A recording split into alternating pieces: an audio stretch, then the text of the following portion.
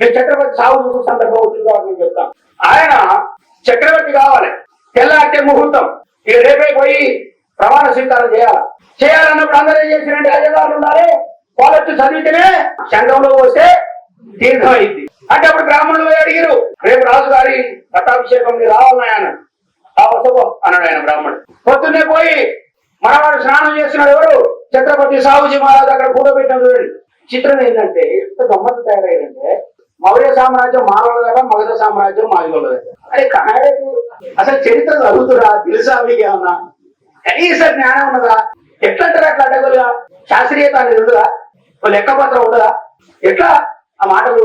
Minimum జ్ఞానం లేకుండా మాట్లాడడం, తప్పుదో పట్టించడం, వక్రీకరించడం ఏమి నడుస్తుంది ఈ రాష్ట్రంలో, ఈ దేశంలో? అయితే ఛత్రపతి సాహుజీ పోతే ఆయన స్నానం చేస్తున్నాడట, స్విమ్మింగ్ పూల్ స్నానం చేస్తుంటే పక్కన కూర్చుడు గట్టు మీద కూర్చొని అన్నాడు, ఎంతసేపు చేస్తాడు ఏంటి వీటిలో చేస్తున్నాను అని. ఆయన మంచి ఈ రోజు సింహాసనం ఎక్కబోతుంది కదా, జర ముందుగాలని ఆయన చూస్తున్నాడు, నీటి కావాలని చూసి పాపనాయన అన్నాడు, వరే ఆయన చెప్పురా నేను వెళ్ళిపోవాలని చెప్పిన. అంటే సైనికుడు పోయి చెప్పినాడు, అయ్యా మీరు తొందర రావాలి, అయ్యగారు వెళ్ళిపోతున్నాడు అన్నాడు. ఏం అంత తొందర ఏముంది, వెలుగురుండండి, పట్టాభిషేకం అయిపోయినాక పోదండి అంటే అన్నట. లేదు నేను త్వరగా నీకు ఏం చేయాలి, పట్టాభిషేకం చేసి వెళ్ళాలా.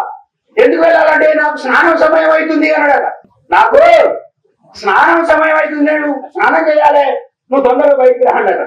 అంటే ఏందన్నాడు, అవే స్నానం చేయకుండా వచ్చిన ఇంత పెద్ద చక్రవర్తికి నువ్వు పట్టాభిషేకం చేస్తూ స్నానం చేయకుండా వస్తావా అంటే వాడు నువ్వు శూద్రుడి కదా, నీకు పట్టాభిషేకం చేసి ఎట్లా మలినం అయిపోతుంది కదా, కాబట్టి ఇప్పటికప్పటి ఒకేసారి స్నానం చేస్తాను వచ్చేసిన ఇక్కడికి అన్నాడు. చండాల దర్శనే ఆదిత్యం అవలోకయే. ఏం చెప్పిండ్రు, ఏం జరిగింది, మనం నోరు కాబట్టి ఏమైనా మాట్లాడచ్చు, కానీ వాడేం చెప్పాడు ఇంపార్టెంట్ కదా. ఏమన్నాడు వాడు, చండాలుని చూసినట్లయితే సద్య ఆదిత్యం అవలోకయే, ఆదిత్య సూర్యుణ్ణి అవలోకయే, చూసిన వస్తాడు కదా. ఎవడైనా ఒక చండాలుడు గనక ఎదురు పడితే వాడిని చూస్తే ఏమైపోతారట, వాళ్ళు మరణం అయిపోతారట. అది పోవాలంటే ఏం చేయాలి, సూర్యుడి వైపు తిరిగి దండం పెట్ట పరాకుమ్మ. ఇంకేమన్నాడు, చండాలుని ముట్టుకున్నట్లయితే, ఇది ముట్టుకుంటే పొరపాటున ముట్టుకోవద్దు, ఒకవేళ ముట్టుకోవాల్సి వస్తే సచేల స్నానమాచరే అని. సచేల కట్టుకున్న బట్టలు కట్టుకున్నట్టే ఇప్పొద్దు, ఎందుకంటే బట్టలు కూడా ఏమైతాయి అంటుపడతాయి.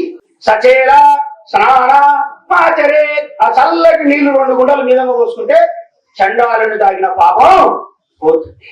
ఇది సరిగ్గా ఛత్రపతి సాహుజీ మహారాజు విషయంలో ఆనాడున్న బ్రాహ్మణ పండితులు ప్రయోగిస్తే ఆయనకు సర్రెక్కింది. ఒకటే మాట చెప్పారే, ఎవరు అక్కడ ఎందుకంటే రాజ్యాధికారి అక్కడ చూడండి, కాంచన్ కలముక్తాను ఎవరు అక్కడ, అయ్యా వీని చుట్టుబట్టి లాగి తీసుకుపోయి కోటకు పడే అవసరం కూడా లేదండి అని చెప్పి. ఛత్రపతి సాహుజీ మహారాజ్. ఛత్రపతి సాహుజీ మహారాజ్ ఎవరో తెలిసిన, మహాత్మా జ్యోతిరావు పూలే స్థాపించిన సత్యశోధక సమాజకు చీఫ్ ప్యాక్టర్ ఆయన.